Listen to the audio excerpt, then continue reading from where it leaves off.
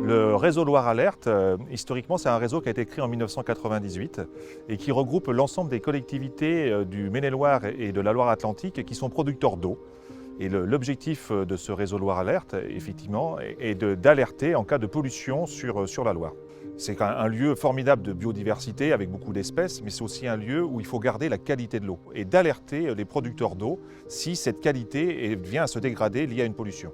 Donc nous allons procéder à un mélange d'eau et de fluorescine. Donc c'est un produit chimique non intrusif pour l'environnement. On va procéder à un déversement dans la Loire. Le produit va se mélanger avec la masse d'eau et on va pouvoir procéder à une visualisation du produit en surface aussi le long du fleuve. Aujourd'hui, l'exercice de crise est très important pour nous. Il a deux objectifs. L'objectif, effectivement, est de faire connaître ce réseau Loire Alert, comment les uns et les autres peuvent rentrer en communication. Et puis, l'autre objectif, effectivement, c'est de regarder ce modèle de pollution.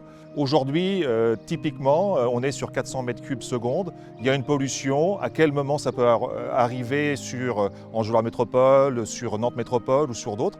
Eh bien, on va pouvoir le mesurer concrètement aujourd'hui et voir si le modèle qui a été travaillé correspond à la réalité d'aujourd'hui.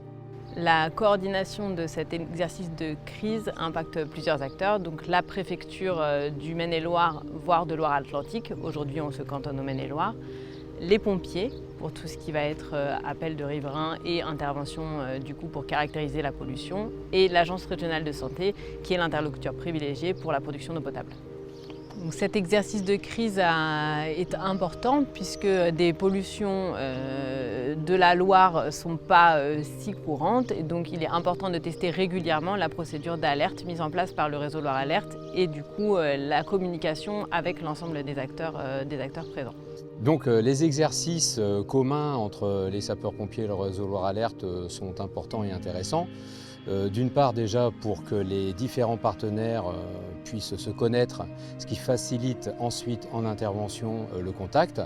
Et deuxièmement aussi, il permet à nos équipes de s'entraîner et de réaliser des manœuvres en situation réelle, avec un polluant simulé mais qui reflète bien la réalité, ce qui fait qu'une fois qu'on est sur une vraie pollution, on est beaucoup plus efficace. En cas de pollution, l'ARS se positionnera en interlocuteur du préfet pour l'informer de toutes les mesures qui seront mises en œuvre sur le terrain et l'appuyer dans la prise de décision pour assurer la sécurité sanitaire des usagers. Donc vous voyez, c'est toute une gestion de crise où différents interlocuteurs sont mis en lien grâce au réseau Loire Alert et puis grâce au groupe Suez qui nous accompagne. Suez a été missionné par le réseau Loire Alert pour coordonner les actions à mener en cas de pollution sur la Loire. Ça veut dire gérer une astreinte pour être alerté en cas de pollution, déclencher une information aux producteurs d'eau de cette pollution, réaliser sur le terrain des interventions pour qualifier cette pollution et modéliser la propagation de cette pollution pour affiner les informations que nous donnons aux producteurs d'eau. Si vous êtes témoin d'une pollution sur la Loire, la première chose à faire donc, en tant que riverain, association de pêche ou autre, c'est d'appeler les pompiers ou la gendarmerie, et dans leur procédure interne, ils ont bien un appel au réseau Loire Alert qui permet de prévenir les maîtres d'ouvrage des captages d'eau potable.